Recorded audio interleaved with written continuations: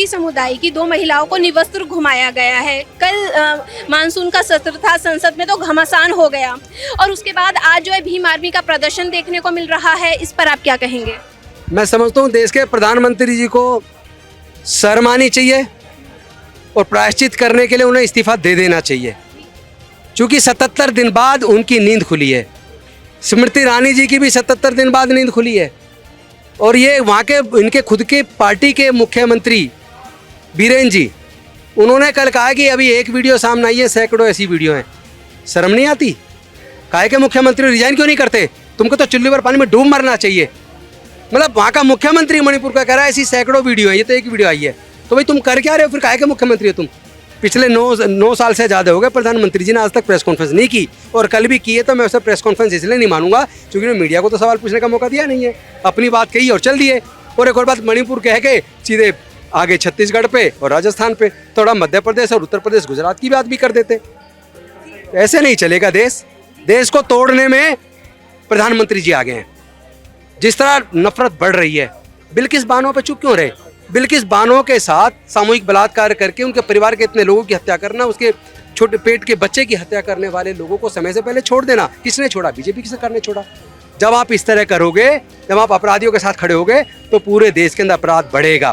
फिर महिलाओं के ऊपर, अगर अपराध करने वालों को तुम छोड़ोगे तो बाकी राज्यों में भी महिलाओं पर अपराध बढ़ेगा। तो ये मणिपुर की जो घटना, इसने पूरी दुनिया के सामने भारत को शर्मसार कर दिया। मैं बहुत शर्मिंदा हूँ, मुझे खुद शर्म आ रही है।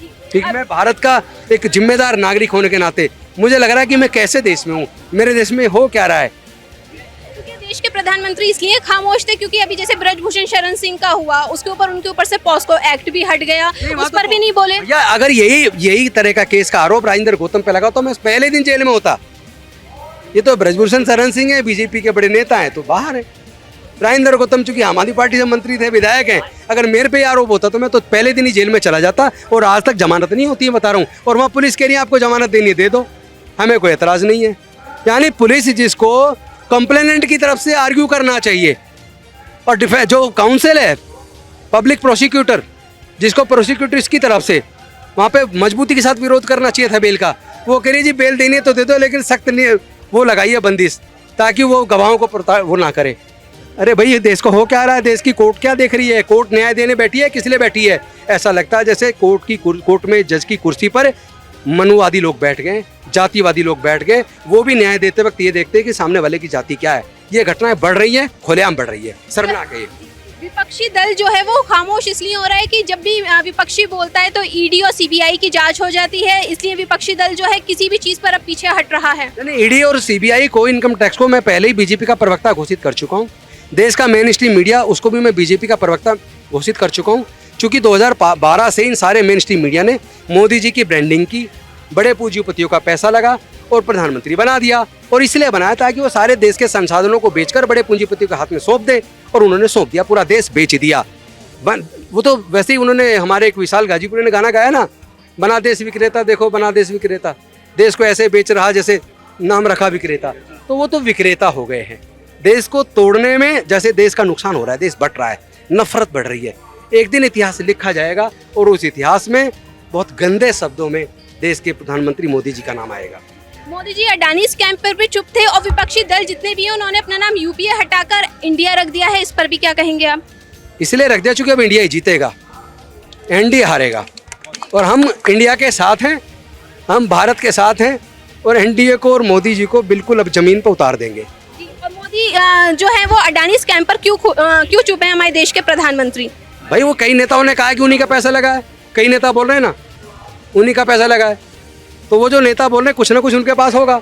अब जिसका पैसा लगा वो तो डिफेंड करेगा ना। सर एक सवाल और आपसे पूछना चाहूंगी सर, यूसीसी के बारे में बता दीजिए, जो कानून आ रहा है वो आपके हिसाब से कैसा है? और मुस्लिम समुदाय जो है वो आपत्ति जता रहा है। देखिए, केवल मुस्लिम समाज के लिए उतना खतरनाक नहीं है जितना ये देश के आदिवासी और दलितों के लिए है। अगर ये यूसीसी आता है तो सिख धर्म का जो आनंद काज है, शादी का उनका एक्ट है, वो खत्म। जो माइनॉरिटी, रिलीजियस माइनॉरिटीज़ हैं, उनको उनके जो अलग अलग इंस्टीट्यूशंस हैं, उनको जो स्पेशल दर्जा प्राप्त है वो खत्म।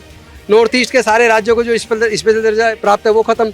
SC ST को जो भूमि मिली है 20 सूत्री कार्यक्रम में, जिसमें एक बंदिश है कि वो केवल उनका समाज का आदमी खरीद सकता, कोई नहीं खरीद सकता, वो खत्म।